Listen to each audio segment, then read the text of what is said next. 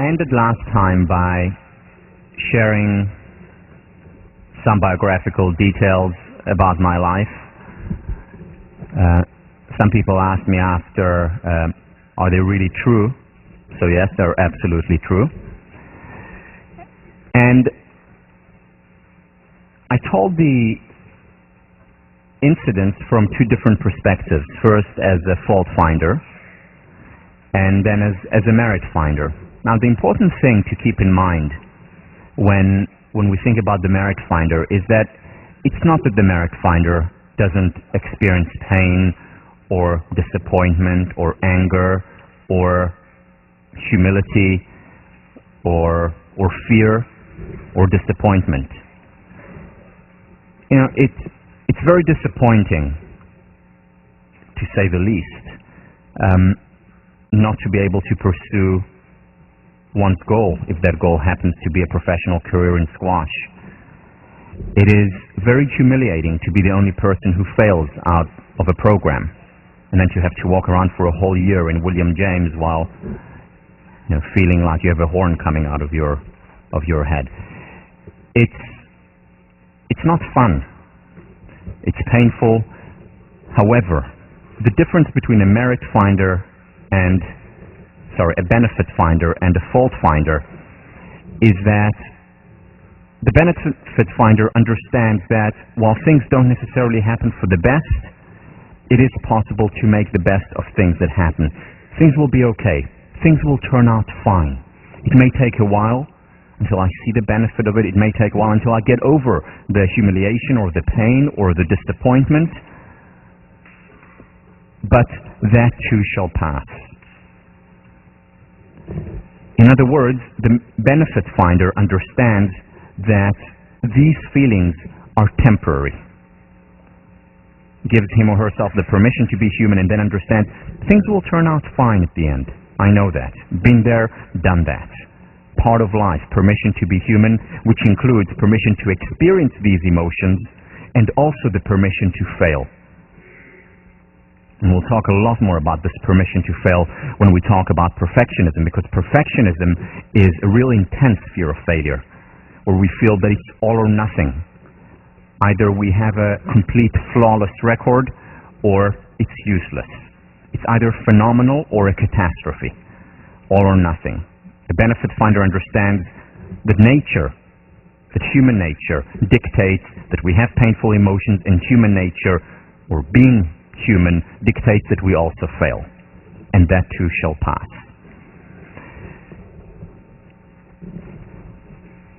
There are many benefits to being a benefit finder.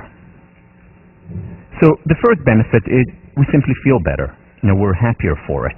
But there are many, many others. For example, Suzanne Thompson from Pomona University did the following research, where she went to people who had just lost their homes in a fire in California. There were many of them at the time. It was a large wildfire, and many people lost their homes, and she interviewed them after that. And she distinguished between benefit finders and fault finders. The benefit finders didn't say, oh, I'm so glad it happened, but they said, well, there's some positive here. You know, I can start anew. It's a fresh start. I now will appreciate my home more. My family's okay, and I'm relieved, and that's good. So they focused on the positive. When she followed up with these individuals, those who were benefit finders as opposed to fault finders were happier in the long term, were experiencing more positive moods, and less likely to be anxious, and had less physical symptoms, both psychological as well as physical consequences. A lot of research on health benefits. For example, Glenn Affleck did research with individuals who had a heart attack. And there were some individuals who saw it as a catastrophe, the end of the world. There were others who were certainly not happy about it, but said, okay, so this is a wake-up call. There's actually some positive here, because it's telling me I need to take care of myself better, or it helped them revise their personal values. Those individuals who saw the positive, the benefit, who were able to see the wake-up call there, were more likely to survive 8 years later, less likely to have a second heart attack. Now that sounds pretty obvious because, they changed their lifestyle. But it's not just about changing lifestyle. Julian Bauer, we talked about last time, from UCLA, looked at AIDS patients and identified the benefit finders there. Not the people who said, I'm so glad I have AIDS, but rather the people who said, as a result of that, I'm able to appreciate certain things more. As a result of that, I focus more on the things that really matter. As a result of that, I'm getting closer to certain people. The benefit finders, when she followed up 4 to 9 years later, the benefit finders were more likely to survive, were more likely to be alive. Research by Laura King and Miner. What they showed was that it can also be used as an intervention. So it's not just people who were born benefit finders or fault finders, and we know there is a genetic component to it, but there could be an intervention. So they brought in people who had experienced traumas in their lives, and they had them write about these traumas and the, quote, perceived benefit of the trauma. Those who wrote about the perceived benefit of the trauma were physically healthier and psychologically healthier, happier. Another research on cancer patients. The women came in and wrote about their cancer. And they wrote about good things that came out of my experience with cancer. The women who wrote about this visited the doctor's office less often, were more likely to survive their cancer, just by changing their perspective, by changing their focus. Now, these women did not say it happened for the best. Maybe some did, but most did not. They said, I wish I didn't have this cancer. However, it happened. Stuff happens. The question is what we do with it, how we interpret it after. Then they said to themselves, okay, so we got closer to our family. I'm appreciating life so much more now. I can enjoy the breath or a flower, or I couldn't before. My family is so much closer now. I know who my real friends are. And they found benefit in it, not for the best, but they made the best of the things that happened. And that made the difference even to their mortality rates. And there's a lot of research on optimism, benefit finding, and longevity. For example, in a sample of 839 residents in the Mayo Clinic, when they looked at them and they identified the benefit finders and the fault finders, the benefit finders, the optimists, were, after 2 years, were 19% more likely to survive. But by far the most influential and interesting study done in this area of benefit finding and optimism was the Nun study. The Nun study, which showed in many ways that the Bible was correct and that joy does prolong our lives. And the Nun study started in 1932. In 1932, 178 nuns who had just completed their training, they were around the age of 22, just about to embark on their mission, were tested on numerous accounts, and one of the things that they did was write biographical sketches of themselves. And we had this data for decades. And psychologists just very recently opened up the data and wanted to look at it and wanted to understand what predicts longevity. Which of the nuns are still alive today? How long did they live? And this was done in 1932 when they were average age of 22. And they looked for predictors of longevity. So they looked at how complex their essays were. In other words, their intellectual capacities. Zero correlation to longevity. They looked at place of residence. Maybe if they lived in places with less or more pollution, that would impact how long they lived. Zero correlation. California, Boston, no difference. They looked at how devout they were. Their levels of belief at that time, at the age of 22, didn't predict longevity. There was one thing and one thing alone that predicted how long they would live. And that was positive feelings. What they did, the researchers, was look at the biographical sketches. Now, they had no idea who these women here were, so it was completely a blind study, double blind. And they categorized their writings into 4 categories: the most positive, the least positive, and 2 categories in between. And then they compared the most positive quartile to the least positive quartile. And here are the results that they found. Let me give you a sample, though, before, so that you get a sense of what a positive sample is and what a less positive sample is. So here is Celia O'Payne from the positive quartile. God started my life off well by bestowing upon me grace of inestimable value. The past year, which I spent as a candidate studying at Notre Dame, has been a very happy one. Now I look forward with eager joy to receiving the holy habit of Our Lady and to a life of union with love divine. Happy, joy, love. I mean, this is a positive person.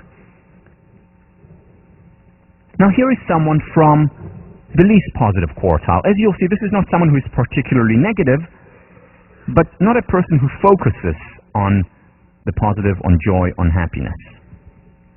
Marguerite Donnelly. I was born on September 26, 1909.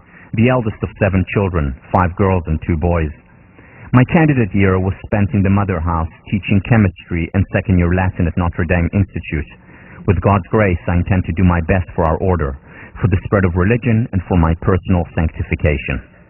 Again, very factual, but not as positive, as much of a merit finder, an optimist as Celia O'Payne. Let's look at some of the data now.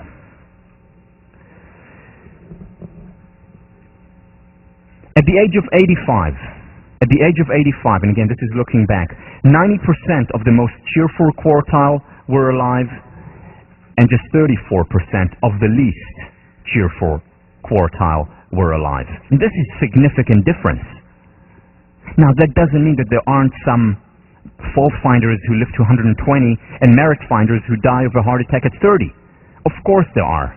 But on average, the best predictor, what accounts for most of the variance in terms of longevity in this study, was positive feelings, positivity in general. Here is 9 years later, same study. The age of 94, 54% of the most cheerful quartile were still alive, whereas just 11% of the least cheerful quartile were alive. These are remarkable results. Again, you have some sketches, you analyze them today not knowing who lived and who died, and just based on the single factor, positivity, you're able to predict with remarkable, significant levels, you're able to predict longevity, who will be alive and who will not be. Now, when I look at this data, and there's a lot more data on longevity, on health, on well-being, I say to myself, wow, so this is fantastic. Benefit finding really works. Being an optimist is good. And I have 2 questions then. Why isn't everyone optimistic? If we become happier, if we become healthier, why not? Why aren't we all optimistic? That's the first question. The second question is, all right, so I want to be more optimistic. How do I become that? So first of all, why aren't more people more optimistic? And second, how do I become more optimistic? I'm going to answer these 2 questions. Let me begin with the first. One of the main reasons why there aren't more people who are optimistic is that optimists are considered detached. And how do we know that? Well, or what leads to this sense of detachment, to the notion that optimists are detached? It's mostly the media. Because what do we see? We mostly see hatred. We mostly see bloodshed. We mostly see unhappiness. We see terrorism. And then when someone says, well, I'm optimistic, I think the world is a good place, that person, what are you, out of your mind? You're a detached Pollyanna. Just look at all the terrible things in the world. How can you be in such a world? How can you be optimistic? How can you be positive? How can you talk about joy and happiness and positive psychology in a world like this? You must be Pollyannish.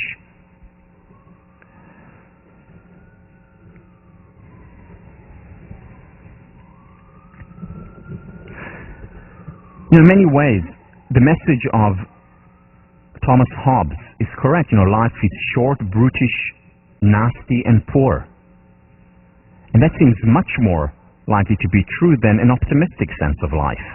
Let's look at some of the headlines, and I got this just a couple of weeks ago as I was preparing for this particular lecture.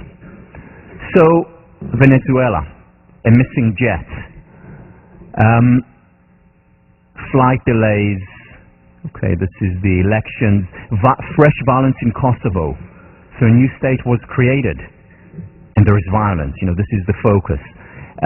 Hundreds of homes damaged by quake, and so on and so on. Turkey launches incursion into Iraq. Blood duel for Oscar. Okay, that's it. That's a good one, I guess. Yeah. Tory spelling dishes. Okay, let's move on. So that was CNN. Here is what was that? I forget which paper I got. I think this is Reuters. Iran nuclear question remains. Again, Turkey, protest embassies, so on and so on, negativities. This is Fox News. What's the focus? This kid's mom wants out. A mother leaves her child. It's not focusing on the millions and billions of mothers who embrace their children. It's the mother who wants out. And then they tell why. What led the mother to want out of this relationship. And so on and so on. So much negative. How can we be positive in a world like this? It would be really unrealistic of us, wouldn't it? Well, I want to show you an excerpt now by my favorite psychologist, Ellen DeGeneres.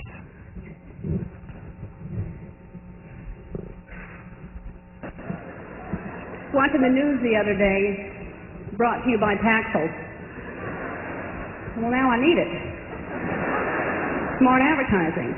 That's another thing. When I was a kid, the news was on once a day. You either caught it or you missed it.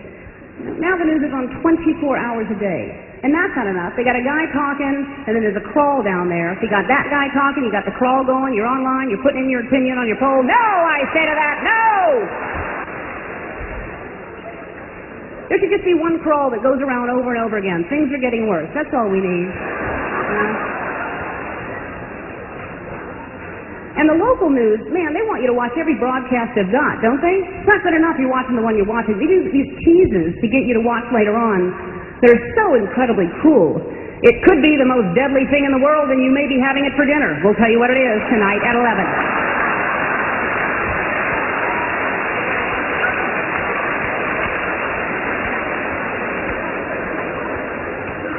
Is it peas?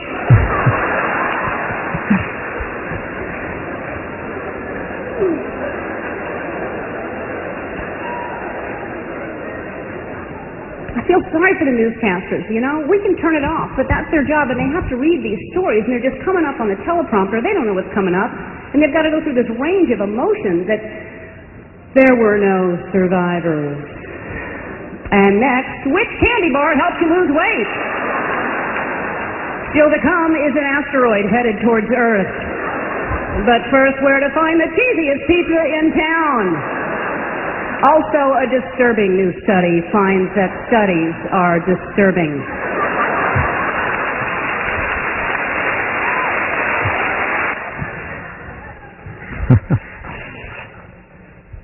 She really is one of the most brilliant psychologists I know, and we'll see a lot of her throughout the semester. Now, so the media does it. The media does focus to a great extent on the negative, and that's not just a bad thing. Because one of the roles of media in a civil society is to highlight wrongs that can be righted, to inspire people to act and to change, to make the world a better place. However, we need to realize that the media doesn't just report reality as it is.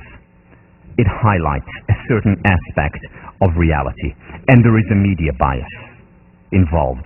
The media bias is not left-leaning CNN or Reuters versus right-leaning Fox and Wall Street Journal. That's not the bias I'm talking about. I'm talking about bias toward the negative. The media focuses, highlights the negative.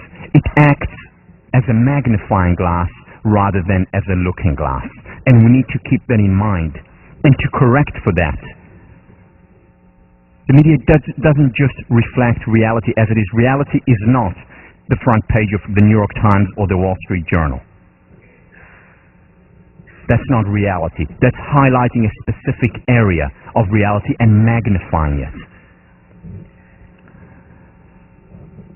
It accentuates the negative, focuses on the negative, the war with Turkey, or the blood spilled in Kosovo, or the mom leaving her child, the hatred. And what he does when he does that is also underrepresent the positive.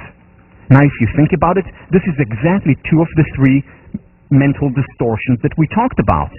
Magnifying the negative, minimizing the positive. In other words, what the media does is distort our perception. It actually makes us into pessimists. Especially because the news is on 24 hours a day, and we're constantly bombarded by negativity after negativity after negativity. And where do we get the positive? 30 seconds at the end of the news. Oh yes, there is also a little bit of good stuff going on. But it's just to make you smile so that you come back tomorrow or the next hour for more bad news. Negativity after negativity after negativity, distorting, creating these cognitive distortions, these psychological traps that we talked about under cognitive therapy. And we become pessimists. Is it any wonder that most people are pessimists when the media has such an impact on us? And again, not to belittle the role of the media, but what I'm doing is highlighting certain aspects that we need to be cognizant of, that we need to counter. And how we counter, we'll talk about in a minute. So what does the media highlight? The frauds, Martha Stewart or Enron or WorldCom, highlighting these frauds, but not reporting on the millions and billions of honest transactions that take place every day, right now as we speak. Highlighting the negative, ignoring the positive. Millions and billions of honest transactions taking place all the time, all around us, constantly. Now, what else is happening? What we're doing, what the media is helping us to do, is extrapolate from a few instances where people want to hurt while ignoring the millions and billions of people who are dedicating their lives to helping spread happiness in the world. Whether it's in soup kitchens to help the world a better place, or whether it's right in our backyard, where over 1,800 Harvard students volunteer as part of Phillips Brooks House. Remember the false stereotypes that I talked about, whether it's here at Harvard or in the United States. So many people dedicate so much time to helping, and yet the focus is on the few that hurt. And that creates a certain schema in our mind where we think the world must be a bad place. The focus is on terrorism primarily. But what about the millions and billions of people who want to live in peace? Again, this doesn't mean we need to ignore the terrorism or the bad or the negative. And this is one of the important roles of the media. At the same time, we shouldn't also ignore the good.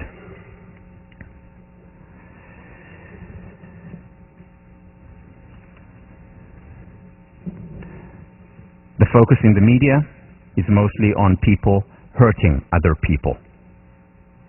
For example, through rape, while ignoring the millions and billions of people who are making love every day.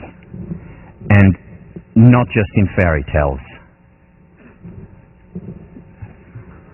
People all over the world, I've no idea who they are. I hope they're not in the classroom. There was Google image.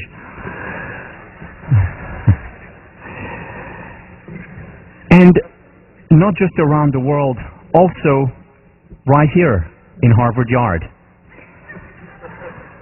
I don't know if they still have this survey, but the last one I found online was 2004. I don't know what happened since. Now, for those of you who don't believe that there are people also at Harvard right here who make love, here is proof positive, but some do. He's so cute. And the baby is adorable. Okay.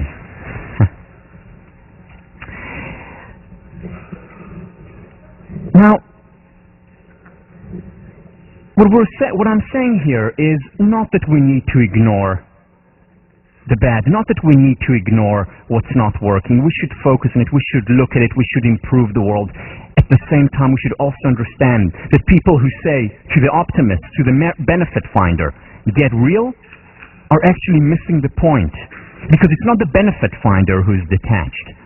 It's the fault finder who is. Because there is much more good in the world than bad. Much more. In fact, it's not just about focusing on the full half or the full half. It's focusing on the 90% because there is a lot more good than bad in our world. And it's important not just because it's a nice thing to do, not just because it makes us healthier and happier. It's important because focus creates reality. I mean, we saw it on so many levels. We saw it with the children on the bus that we didn't notice. We saw it when it came to Marva Collins, who said, let's focus on the seed of greatness in these individuals. We saw it with the research on resilience, when the focus was on why are so many failing versus what makes some individuals succeed despite unfavorable circumstances. Focus creates reality. Also, think about it. I mean, when we read about frauds and dishonesty in the newspaper constantly, what we begin to believe, what we naturally would begin to believe is, well, you want to be successful? You want to become the CEO of a Fortune 500 company like Enron? You have to engage in fraud. There is no real other way to succeed. Why? Because the millions of other people who are succeeding honestly are not reported on, or are mostly not reported on. And that's what we focus on. Not to say that it's not important to have whistleblowers and to talk about these things. It's equally important, though, to also focus on those who do it honestly and well, because they are the vast majority, way over 90%. Because if we don't, then a person will think, well, if I want to succeed in business, then I have to, bend the rules. And when an ethical decision comes up, when he or she becomes a manager at the age of 35, they say, well, the only way to succeed is if I bend the rules slightly. And that creates a self-fulfilling prophecy. Or how many people here, seriously, show of hands, once thought of going into politics, becoming, a governor or a president or prime minister? How many people here thought of going, other than me? Okay, quite a lot. I mean, we know that at Harvard there are quite a few. Now, out of those who put their hands up, how many people were told by others, you shouldn't go into politics, you're too honest? Too honest. We hear it all the time, and that becomes a self-fulfilling prophecy because many honest people who could potentially make the world a better place by going into politics don't go in because politicians are crooks. Well, politicians are not crooks. Yes, there are politicians who are crooks, but they're the minority. The majority do honest work, want to make the world a better place, surely make mistakes, they're human after all, but with good intentions, with an ethical code.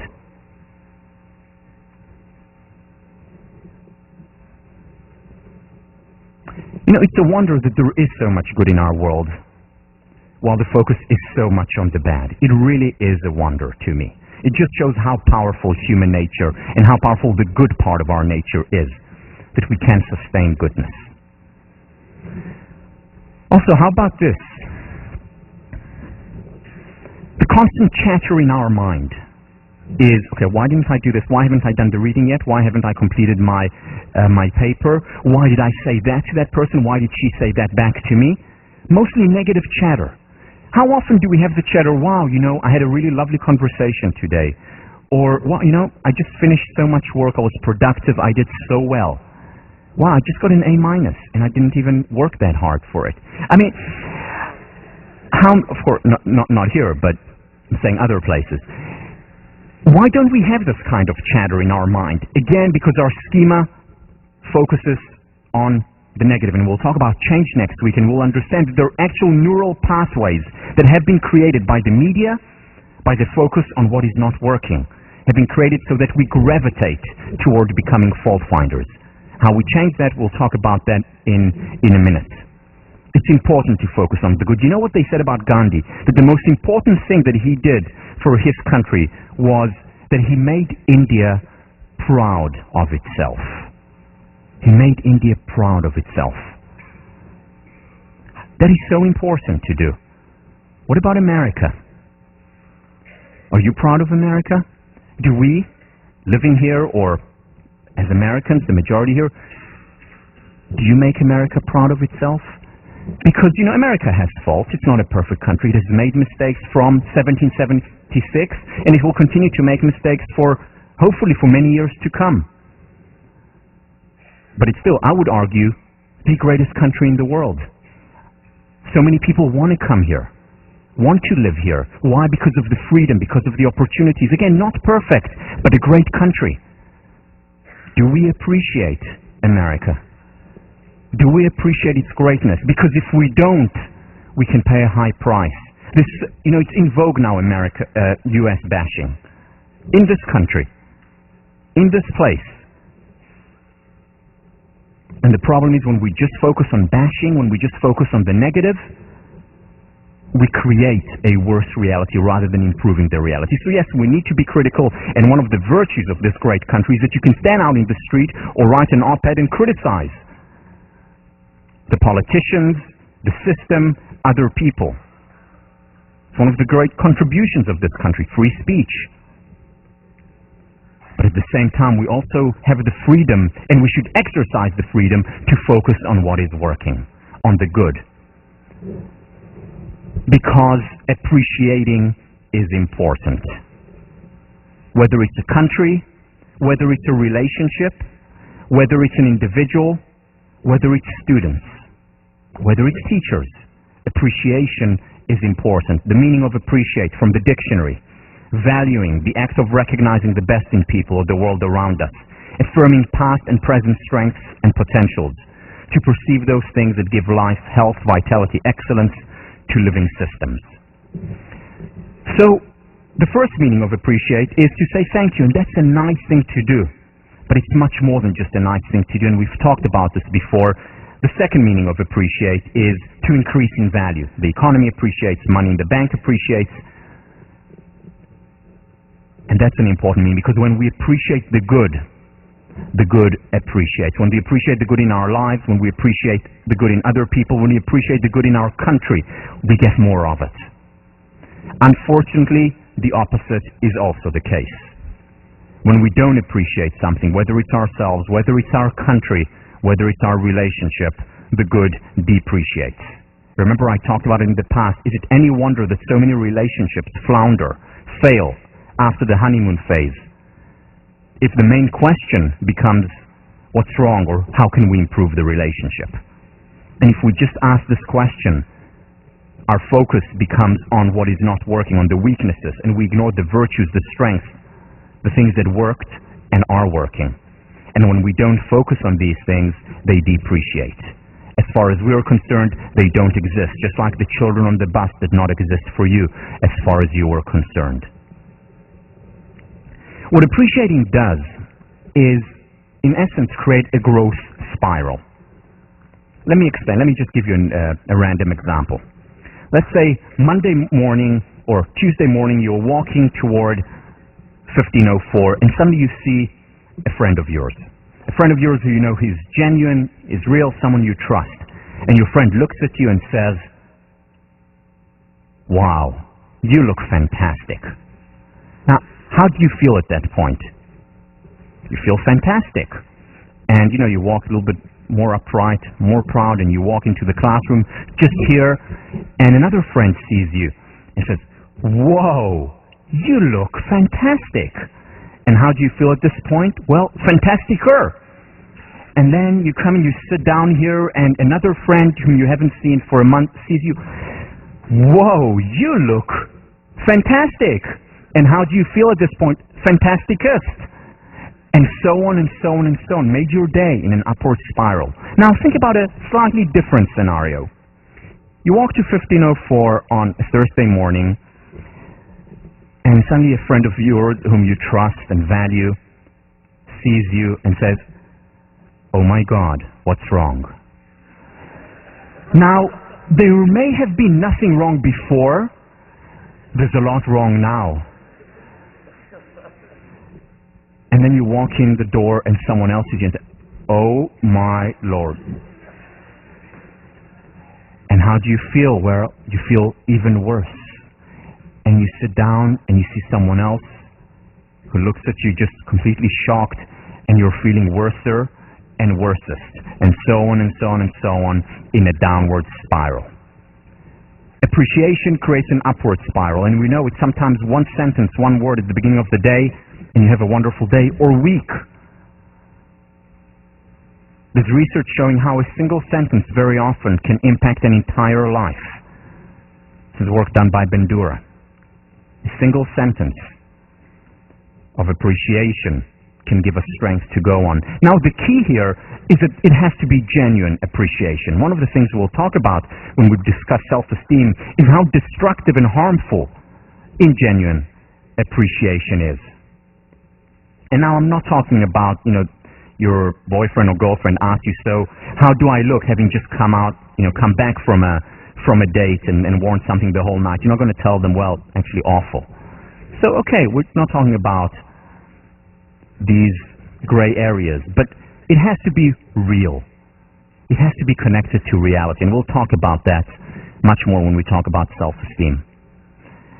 The key, though, is that we need to understand that there is always something real to appreciate. Think about the studies with the cancer patients or AIDS patients. Even they were able to find something good in a very difficult, tragic situation. And when they appreciate the good, when they find the benefit in that situation, the good appreciates. It grows. Oprah, a real benefit finder. What you focus on expands. And when you focus on the goodness in your life, to create more of it. Opportunities, relationships, even money flowed my way when I learned to be grateful no matter what happened in my life. Because what we focus on appreciates.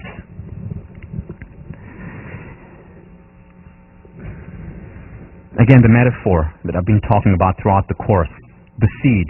What happens to a seed if we don't water it, if we don't shed light on it? What happens to that seed is that it withers and dies, and that unfortunately is the fate of most human potential, most relationship potential, most countries. And if we wanted to grow, if we wanted to blossom, we have to shed light on it, we have to water it. This is exactly what Marva Collins did with the seed of greatness that existed in every one of her students. This is what the Pygmalion in the classroom experiment showed, was that when teachers were made to focus on the potential in those individuals who were deemed fast spurters, when they were made to focus on it, to shed light on, when light was shed on their potential, that's when the children grew. That's when they fulfilled much more of their potential.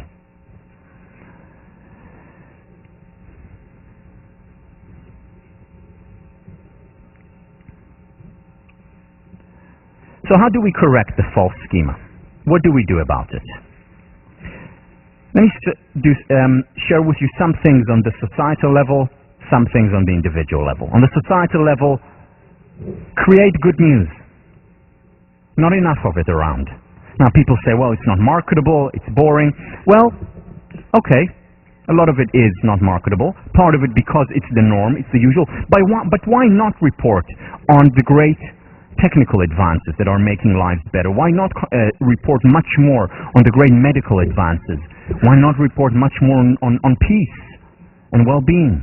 A situation stops being interesting once there is peace. It's interesting when there's war.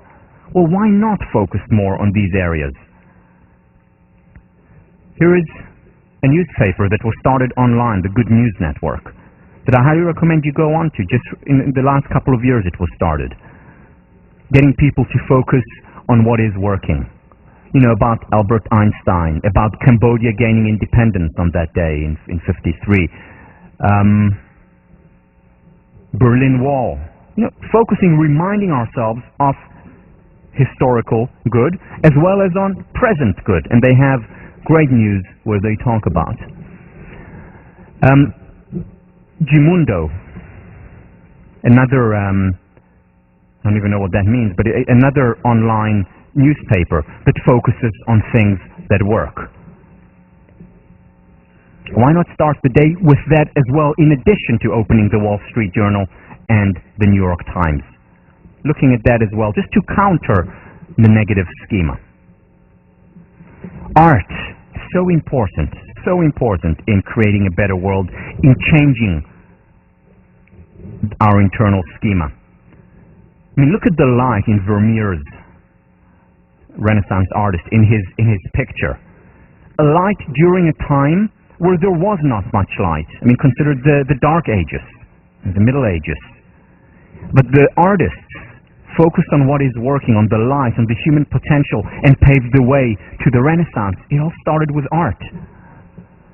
Or the 17th, 18th and 19th century romantics. Beethoven or Victor Hugo, they encountered a harsh reality, but they focused also on the heroic, on the great, on the human potential. Aristotle once said that fiction is more important than history, because history depicts life as it is, whereas fiction depicts life as it can and ought to be. As it can and ought to be. The human potential, and that paved the way to much higher levels of freedom and equality in the world. Or 1930s America, in many ways the heyday of Hollywood, where directors like Cukor, Capra, Sturgis created masterworks during a time when there was a Great Depression, and people used to go to the cinema and watch these films to inspire them and help them get through the difficult time. It was also between the two, the Great War and the Second World War. Difficult time in the world. World recovering and then plunging into another war. And yet the artists continued to inspire. Not ignoring what is not working. Not ignoring, but improving. That, by the way, is my favorite movie, Sullivan's Travels. Modern art as well. Wouldn't it be lovely if we go into a gallery and we feel inspired by the art, whether it's by photography, whether it's by sculpting, whether it's by movies or books? There has to be much more of it. And again, one of the roles of the artist is also to highlight what's not working so that it is improved. But if an artist, if an individual is really concerned about improving the good in the world, it is not enough to only focus and highlight what is not working. Because if we don't highlight the good, if we don't appreciate the good as well, the good depreciates. Positive psychology. This is what it is very much about. Remember, there are two things that positive psychologists do when they study. The first thing that they do is focus on what works. The second thing that they do is focusing on the extraordinary, on the tip of the stem. And by doing that, in the words of Miriam, they democratize excellence. Because they're focusing on the good, not ignoring what works in each individual, not ignoring the extraordinary individuals. The Marva Collins of the world, the resilient kids in at-risk population, and so on. Another reason, in addition to the media, why we tend to ignore the good and focus mostly on the bad is that we adapt. We adapt to what is common, and what drives us, what's interesting to us, is the uncommon, the exception, rather than the rule. And because there is so much more good in the world, so much more common, we adapt to it. We stop seeing it after a while. Whereas the bad, the exception, always captures our attention. Why? Because nature created us such that we are change detectors. We're change detectors, and whenever there is a change, our mind immediately goes to that change. Something different that happens. Whether it's something we see or something we hear. For those of you who were asleep. So it's the exception that wakes us up, and that's a good thing. It's a good thing that nature was created that way, because it helps us in case of danger. Because it helps us, for example, here when there is a lion coming toward us or trying to creep up toward us. It helps us smell poison, something that is different, that changed. It also helps us hear a sleeping baby. It's incredible how this works. Fast asleep, there can be, the house may be falling, you don't get up, but then there is a baby crying and you're up in a second. We're change detectors, and nature has created us such, or God has created us such, so that we can survive better. Now,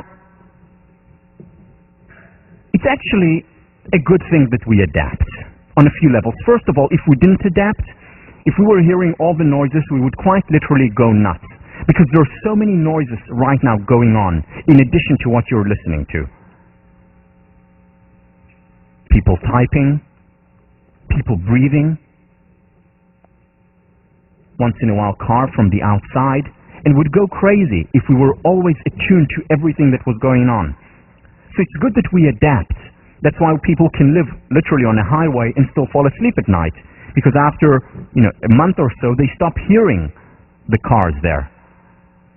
It's like we have relatives out in Concord who live quite literally on top of the train.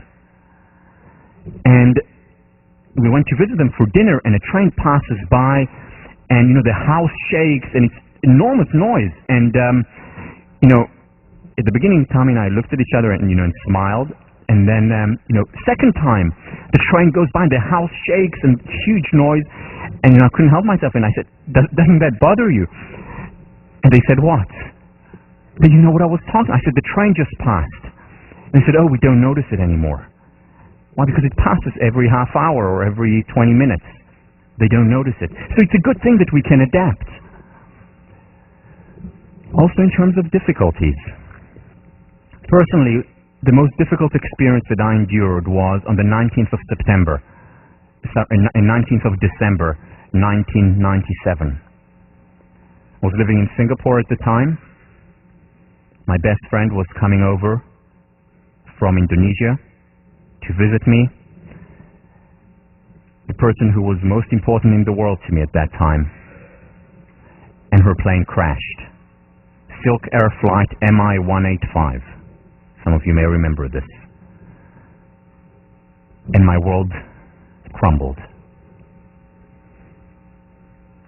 For the first time in my life, I felt like I didn't want to go on anymore. I had no energy. And I called up my family, and then I called up another person who has made a lot of difference in my life, Nathaniel Brandon. For various reasons. First of all, Nathaniel Brandon he's a well-known author and psychologist, had just visited Singapore, had just met Bonnie. And I called him up because he was a psychologist whom I thought could help me, but also because at the age of 45, he lost his wife, who drowned in a pool when she had an epileptic fit, and he found her drowned when he came back home in their pool in their home. So he had been through that about 25 years earlier. So I wanted to talk to him to get his advice, and I was on the phone and could hardly get my words across. I was crying constantly, and he said to me, "Tal, what I'm going to tell you now is not going to make sense, but it's true. You're going to get over this. I know you are.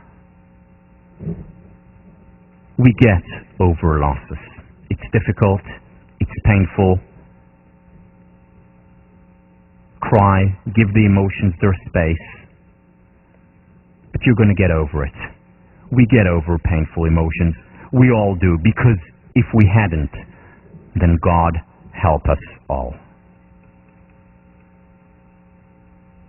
Because if we hadn't, then God help us all."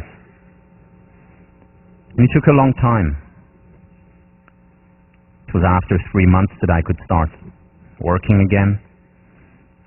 It took a whole year for me to feel some of the bounce, some of the passion for life that I felt before. But now I think about Bonnie and I smile wistfully, sadly, but I can also appreciate the good times that we had together and the privilege that I had of meeting her. We adapt, and that's a good thing. That's an important thing, because God help us all if we hadn't. There is another side, though, to that equation. There is another side. When we adapt, we also take things for granted. And that's not a good thing. Because we take for granted our family that we care about so much. And we take for granted our friends. And we take for granted the food that we're about to have in the dining hall that's served to us. What a luxury. And we take for granted the person who's sitting next to us. And we take for granted the classes that we take here. Because we adapt. And it's a good thing when it comes to the negative. It's not such a good thing when we take life for granted. And the question that we need to ask is it possible to have it all? Is it possible to adapt to the negatives, but at the same time not to adapt as much to the positives?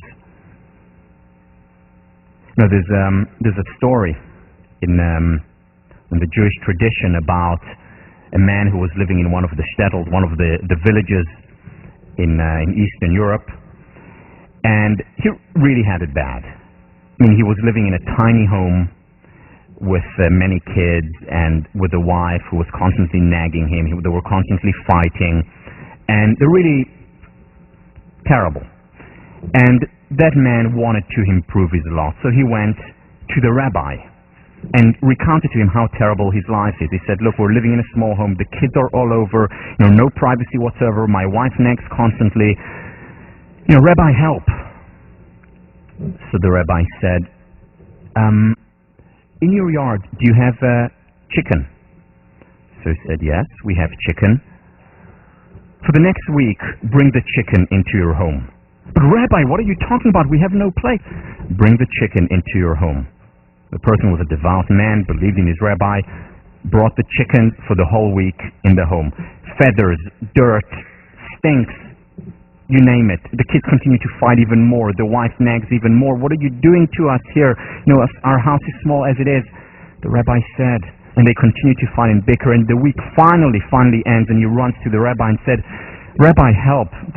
And the rabbi says, how are things going? He said, well, worse. No place at home, we're fighting, it stinks, it's terrible. My child, do you have a cow in your backyard? Yes, Rabbi, we have a cow. Well, bring her into the house in addition to the chicken for the week. Rabbi, just do it. So he brings in the cow, and again, it's awful, and it stinks to the nth degree, and and they don't even sleep for the whole week, and it's terrible, and by the end of the week, he's looking terrible, disheveled, he stinks. He goes to the rabbi and says, Rabbi, help, situation is terrible. Yes, it's so much worse. Do you have a horse in your backyard? Yes, Rabbi, we do. By now understanding the pattern here, take the horse and bring it into your house. So he takes the horse, brings it into the house, and it's awful. The horse is kicking and yelling and jumping and breaks stuff, and there is mess and chaos and bickering and so much worse. And finally the week ends. He runs to the rabbi, and the rabbi says, how are you doing? Rabbi, it's terrible, it's awful. Okay, for the next week, why don't you take out all the animals and come and see me then? And at the end of the week, he comes there and the rabbi says, how are things going? Rabbi, it's wonderful. We have so much place. The smell is so good. We're getting along now like we hadn't ever before. The kids are happy. Thank you so much, Rabbi. Now here is the question. Do things need to get worse before we appreciate what's right in front of us and all around us? When do we begin to appreciate our health? When do we begin to appreciate our health? When something goes wrong with us or with someone else. When do we begin to appreciate life?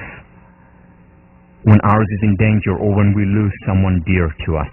And the question that we need to ask ourselves is, must something external, extraordinary, and usually tragic happen for us to appreciate the ordinary? You see, there are treasures of happiness all around us and within us. Right next to us, in the dining hall, sitting next to you here, in your room, at home. There are wonderful things, things worthy of appreciation all around us and within us. But we take them for granted. And do we need to wait? Do we need to wait for that? And the answer is no. No, if we learn gratitude as a way of life. If we cultivate the habit of gratitude. And just as the media has cultivated the fault-finding, we can cultivate benefit finding. We can cultivate grateful, because when we're grateful for something, we no longer take it for granted. G.K. Chesterton, you say grace before meals. All right, but I say grace before the concert and the opera, and grace before the play and pantomime, and grace before I open a book, and grace before sketching, painting, swimming, fencing, boxing, walking, playing, dancing, and grace before I dip the pen in the ink. Gratitude produced the most purely joyful moments that have been known to man. Think about it. Think about the last time you were grateful to someone and you expressed that gratitude. How did you feel, and how did you make that other person feel? Or when someone was grateful to you, appreciated you, you were walking on air. It created this upward spiral as a result. When it's genuine, when it's real. We don't do enough of it. We don't do enough appreciation. We don't express gratitude enough. Whether it's to the food that we eat, whether it's to writing that we do, whether it's for our friends or family. This is one of the most wonderful books written about the power of gratitude. It's not a research book, but a lot of these ideas, and as I'll talk about in a minute, have been researched. About Gratitude by Brother David Stengel Rast. He also has a great website if you Google his name. How do we cultivate gratitude? His advice is simple and gracious. Why not start by surveying a typical day?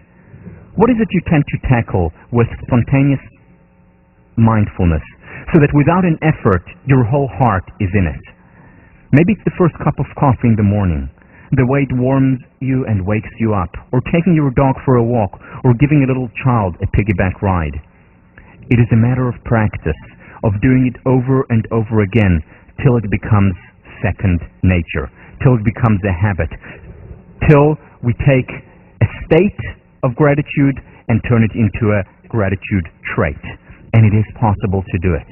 One of the ways to do it is to identify every day just one or two things to do mindfully, to focus on them. Whether it's the first cup of coffee in the dining hall, whether it's the walk to class, whether it's 10 minutes in the afternoon where you just listen to the music in your room by yourself with your eyes closed and focused, appreciating your favorite piece. Taking our time to not just become wine connoisseurs, but also life connoisseurs. This course in many ways is about life appreciation. He continues, gratefulness is the measure of our aliveness. Are we not dead to whatever we take for granted? Surely to be numb is to be dead. Think about this. So Irvin Yalom, Stanford psychiatrist, did a lot of research on terminally ill patients.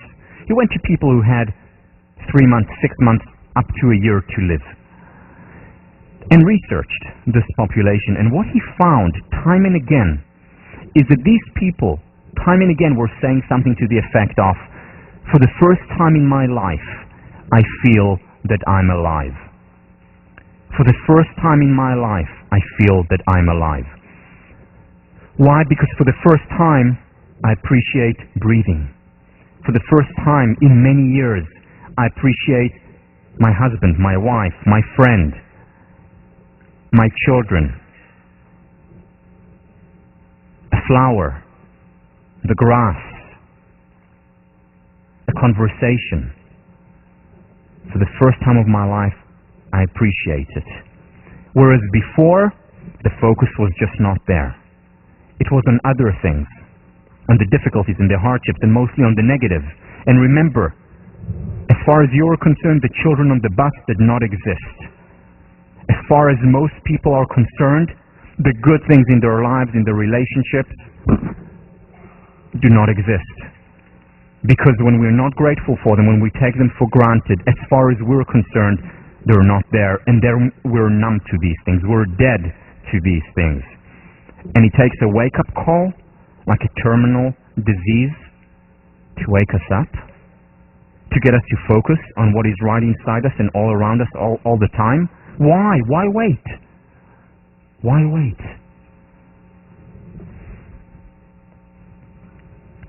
There's a lot of research on the value of gratitude. You read one of, or will be reading one of the articles by Robert Emmons and Michael McCullough from UC Davis. Let me summarize the two studies there into one. So what they did was essentially take a random group of people and divide them into 4 groups. First group, every night before going to bed, write at least 5 things for which you're grateful. Big things or little things. Second group, write at least 5 hassles in your life. 5 bad things that happened to you. Third group, write about at least 5 things that you're better than others at. Superior to others. And the fourth group, control group, write about anything that happened to you during the day. The outcome measures that they looked at was optimism, happiness, physical health, how often they visited the doctor over the 6 months of the study, one of the studies, how generous and benevolent they were toward other people, and finally, how likely they were to achieve their goals that they set for themselves. In other words, how successful they were. The group that performed the worst was the hassles group. 5 bad things that happened to you. The group that performed at best, that was happiest, most optimistic, most likely to achieve their goals,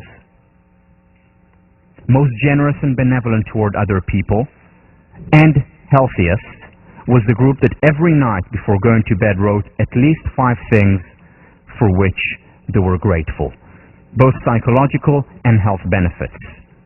The study was in many ways the beginning, one of the first studies that they conducted. A book just came out recently called Thanks by Robert Emmons, which is wonderful and traces through a lot more studies and research and exercises that you can do to become more grateful, to have gratitude as a way of life. Physiological benefits such as our heart variability, which is a predictor of longevity, which is a predictor of health, is increased. The parasympathetic system increases when we're grateful, and that induces calm, and that strengthens our immune system. There are also many benefits to trait gratefulness. It's not just a state of being. It's also about a trait. How do we cultivate that? How do we cultivate that? By doing it over and over again. I do this every night. I've been doing it since the 19th of September, 1999. Since the 19th of September, 1999, I've been doing it. I've been doing it long before the 2002 study. I started doing it when Oprah told me to do it. Really. And I've been doing it ever since. Let me share with you what I wrote about last night. Was it 26th last night? Yeah. Okay. So, God, family, Tamush, my love, my wife, yoga, I did yoga, David, so wonderful, Shirel, precious, my 2 children, office hours, I had office hours yesterday that I enjoyed a lot. Beep, sorry. Another beep, sorry. Some censorship in this class is important. It took you a while, but okay. Beep. No, just kidding about this one. And Tommy's soup. She made this unbelievable pea soup, which I had yesterday. You know, big things and little things. Big things and little things. And here are other things that I'm grateful for right now. I'm grateful for Sean Acor, the head TF of the class. I'm grateful for his work, for his inspiration. I'm grateful to Deb, the head TF of the other class. I'm grateful to the teaching fellows who are investing so much time in your education, in your happiness, in this course.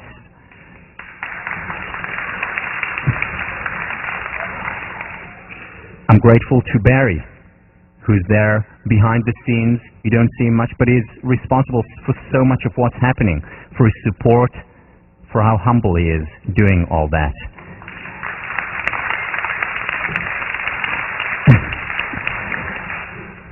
And I'm grateful for my students, because there wouldn't be a class. I wouldn't be here today doing what I love to do and what I care about most if you weren't here. So thank you. I'm grateful. Now, the key with this is to do it as a way of, yes, is it cheesy? Absolutely. Does it make a difference? Absolutely. You know, every night I also do it with my kid, with David. And how do I do it? I ask David, he's 3.5 years old, what was fun for you today? And he tells me, and then he asks me, what was fun for you today? I learned about it from a friend of mine, who hand worker, who was here just a couple of classes ago visiting, and I came over for dinner one day, and he heard me speak about this, and he said, I want to show you something. And he has 2 young kids, and they were standing around and talking about the 5 grateful things for which they're grateful. These were young kids, you know, Daniel and Maya, and I looked at it and I started to cry. It was so moving and so touching, and I've been doing it ever since with my kids. My wife and I do it on a regular basis. She puts up with my cheesiness. It helps, it works, because we don't take the good things in our lives for granted. The key when we do this is to maintain freshness. How do we maintain freshness? One of the things that happens with this exercise is that it very often becomes a habit, and we lose it. We lose the freshness of it, we lose the mindfulness of it, and we just take it for granted as an exercise. And the key is, one of the things that Lyubomirsky says is, well, try do it once a week, and for some people, once a week is actually better than doing it every day. However, there's also a price. It's much less likely to become a trait if we only do it once a week. So how do we maintain freshness doing it every single day? How do I maintain freshness? Well, fortunately, there's a lot of research on this topic, some of it by Lyubomirsky as well as by others. The first thing is introduce variety. So let's say I write about Shirel, and there are some things that I write about every day. It's Shirel, my daughter, it's David, my son, it's Tommy, my wife, and it's God. I write about these things every single day, and then I write about other things as well. I can write about different aspects of these things. So one day I can write about Shirel's smile, you know, her beautiful 1-year-old toothless smile. And another day I can write about the fact that she's taking her first steps now. So vary. Or one day I can write about one week I can focus about my work, another week can be mostly focused about personal things. And so on. Variety really is the spice of life. Makes a difference here. Second, Ellen Langer talks about mindfulness. She defines mindfulness as creating novel distinctions, which is similar to creating variety. Looking at things that I haven't seen before, that I haven't looked at before. This is also a way to maintain love. You know, people talk about how, well, over time you adapt to your relationships. Well, there's something new to discover about a person every time, whether it's about my parents, whether it's about my lover, whether it's about my friends. Creating novel distinctions, looking at it mindfully, focusing on it, and maintaining freshness through this focus. Visualizing it. Stephen Coslin from William James Hall, head of our department, did research showing that kids actually visualize most words. So when let's say they say mother, immediately the picture of mother comes up. Whereas very often for us, when we talk, these words are automatic. We no longer visualize it, which is why it takes kids longer to think, because they're still visualizing the words. It's not automatic anymore, which also explains why kids live like kids, why they're able to appreciate the simplest of things, to be mesmerized and blown away by an airplane up there, or when they talk about what they did at daycare. They live like children. And what we have become over the years, we adapted to it, and we've become numb to a lot of these things. So one of the ways to chip away this numbness, one of the ways to do it is to visualize. And when we visualize, we start to see things once again like kids do.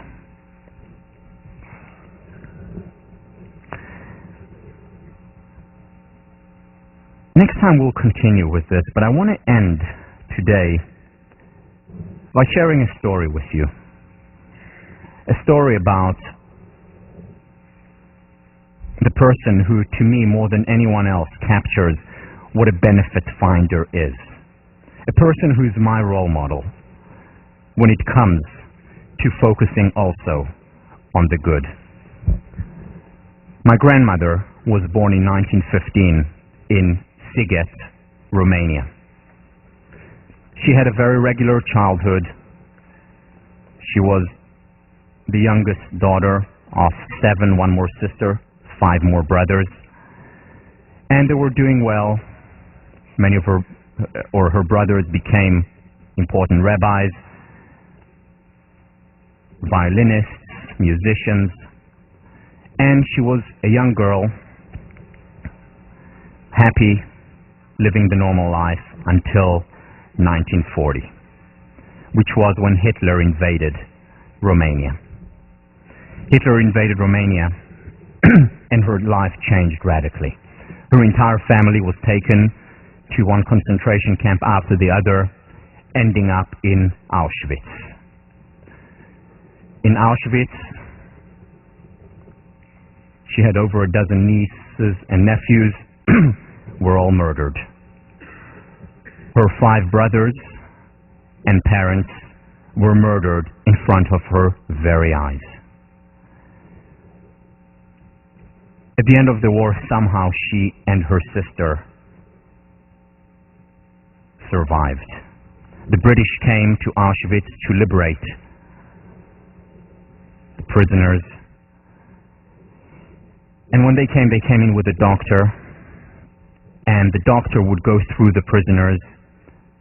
Most of them were, of course, dead. Those who were alive, he would say, take that person, leave that person here, because they had limited resources, limited places. Those prisoners whom they thought would not survive, they left them there.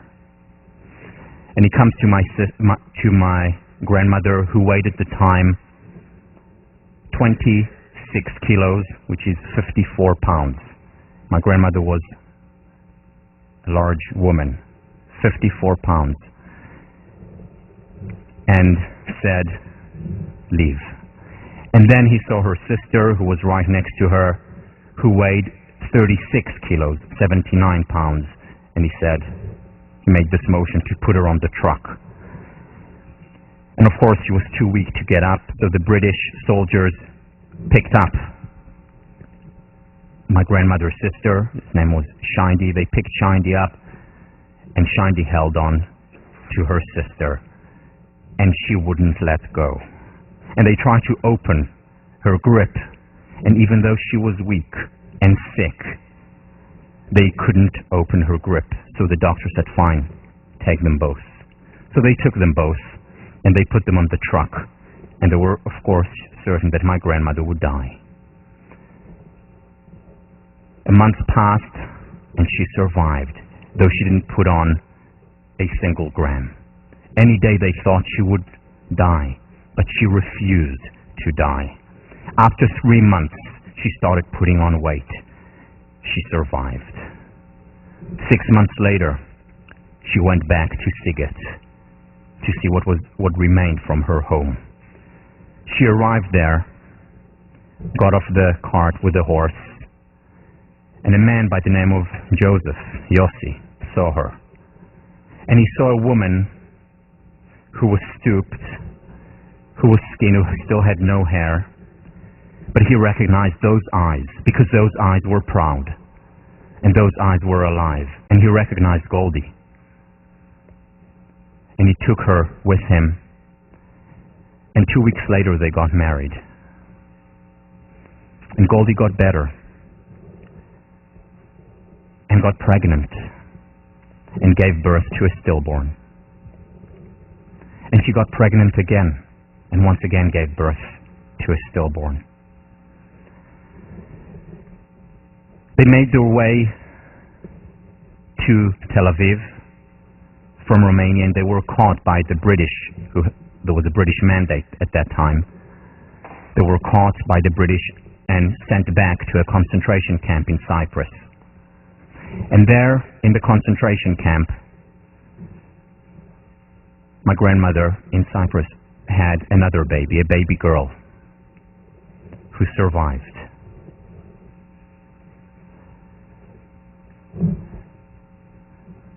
And then they had another boy who was stillborn, and my grandmother could have no more children. Her body had just endured too much. My grandmother survived and thrived, as did Shindi. Shindi could have no children, but my mother was her child too, and I was her grandchild as well. And I remember this was in October of 1988. Shindi had passed away a few years earlier, and we went to the cemetery on the day that she passed away to say some prayers over her tombstone. And I went with my grandmother, and we walked there, and my grandmother stood in front of the tombstone, and on the tombstone were engraved not just Shindi's name, but the name of all the brothers and her parents. And she looked at the tombstone and started to talk to Shindi and said to her, "We're so fortunate, aren't we? We're so lucky, aren't we? Look, Talik is here." She called me Talik.